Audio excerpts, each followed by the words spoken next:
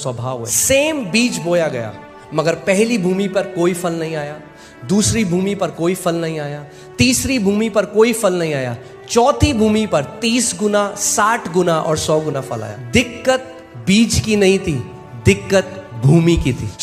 पहला टाइप का बीज जो है वो सड़क के किनारे गिरा, और मुझे कभी समझ में नहीं आया था ये। तो मैंने एक दिन परमेश्वर से पूछा, मैंने कहा प्रभु ये सड़क के किनारे क्या है? सड़क के किनारे कौन बोता है कुछ?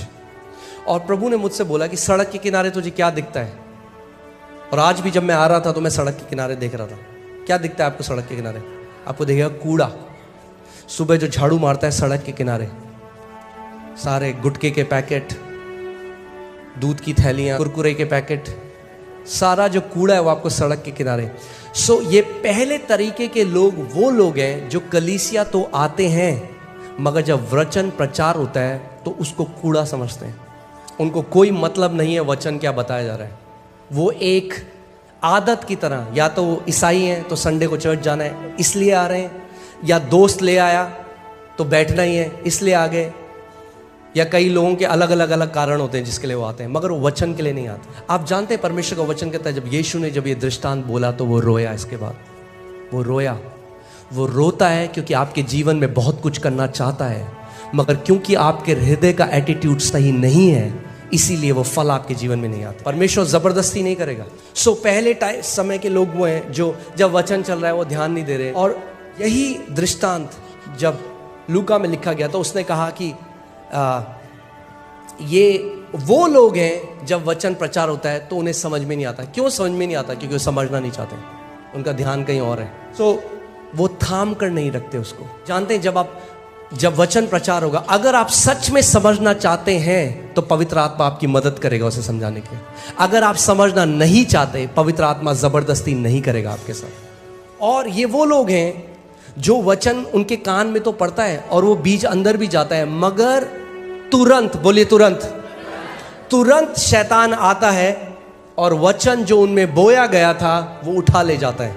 और वो ये रियलाइज नहीं करते कि यही उनके साथ अगले संडे भी होता है, यही उनके साथ फिर होता है।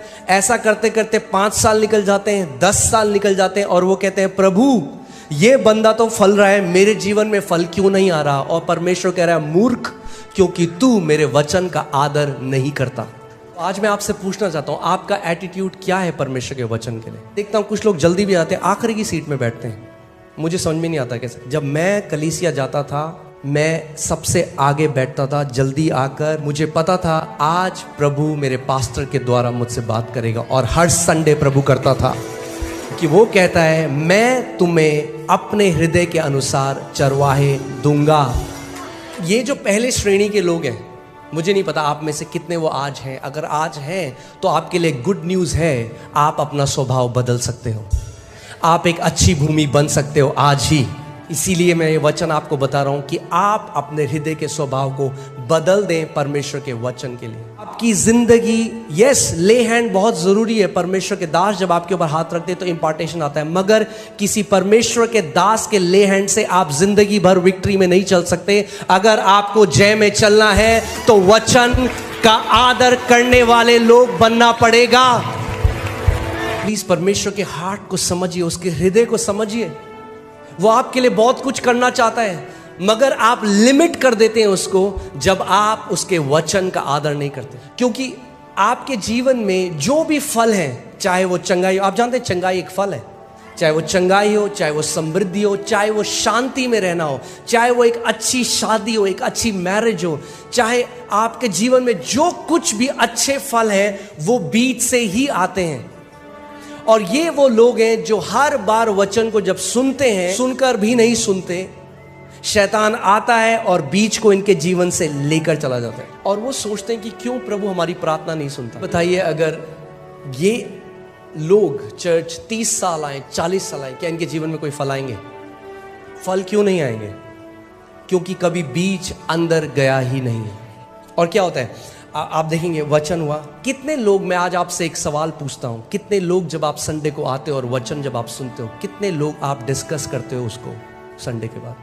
या भरते वो कह रही थी, वो ये कह रहा था, और आप उसके बाद पूरे हफ्ते उसको सुनते भी नहीं। बुरा मत मानिए, मैं सच बोल रहा हूं आपसे आज।